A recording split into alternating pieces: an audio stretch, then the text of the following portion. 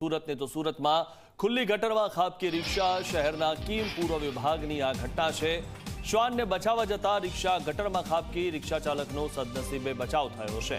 ઘટનાના સીસીટીવી પણ સામે આવ્યા છે। ત્યારે ખુલ્લી હતી ગટર અને તેમાં રિક્ષા ખાબકી અને જે રિક્ષા ચાલક હતો તે શ્વાનને બચાવવા ગયો, બીજી બાજુ તે ખુલ્લી ગટરમાં ખાબક્યો હતો। સદનસીબે રિક્ષા ચાલકનો આબાદ બચાવ થયો છે। સુરતમાં ખુલ્લી ગટરમાં રિક્ષા ખાબકી હતી। ઉલ્લેખનીય છે કે આ રીતે ગટરના ઢાંકણા અથવા ગટરો ખુલ્લી જે હોય છે તેના કારણે લોકોનો જીવ પણ જઈ શકે છે। ત્યારે સુરત મહાનગરપાલિકા શું કરી રહી છે તે બાબતે પણ સવાલ થાય અને સૌથી મહત્વની વાત એ છે કે આ રીતે ગટરના ઢાંકણા ખુલ્લા રાખવા શું તે કોઈના માટે મોત બનીને રાખેલા છે? કારણ કે કોઈના માટે જાણે ત્યાં મોત લખાયેલું હોય તે પ્રકારે આ દ્રશ્યોમાં જોવા મળી રહ્યું છે। સદનસીબે આ રિક્ષા ચાલકનો જીવ બચી ગયો, પરંતુ જે આ ઘટના પરથી જોવા મળી રહ્યું છે શહેરના કીમ પૂર્વ વિભાગની આ ઘટના છે ને શ્વાનને બચાવવા જતા રિક્ષા ગટરમાં ખાબકી હતી।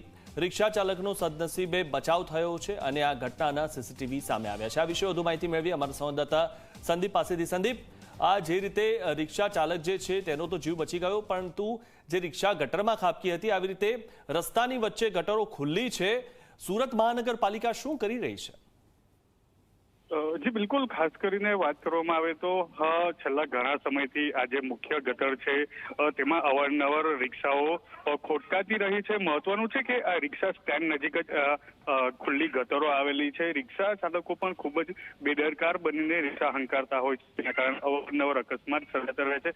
બીજી તરફ આ રિક્ષા ચાલક છે તે શ્વાનને બચાવવા જતા આ રિક્ષા છે તે ગટરની અંદર ખાબકી હતી। મહત્વનું છે કે રિક્ષા ચાલકનો આબાદ બચાવ થયો હતો, પરંતુ જે ખુલ્લી ગટર હોવાના કારણે અવારનવાર અકસ્માત સર્જાતા રહે છે અને એટલે જે તંત્રની બેદરકારી છે તે સામે આવી રહી છે। કારણ કે એક નહીં પરંતુ અનેકો વખત રિક્ષાઓ જ આ જ વિસ્તારમાં ખાબકતી હોય છે।